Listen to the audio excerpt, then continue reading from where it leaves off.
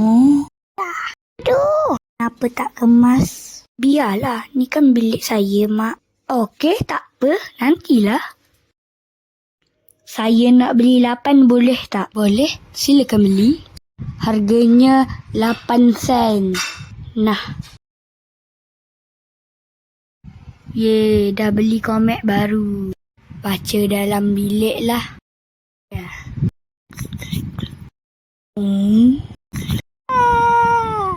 Tolong Mak, dekat bilik saya ada lipas.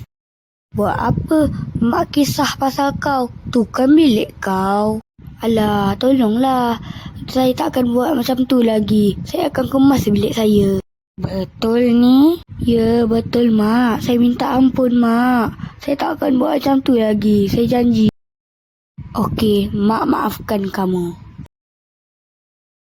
Kalau macam ni kan lagi bersih. Terima kasih Mak. Sayang Mak.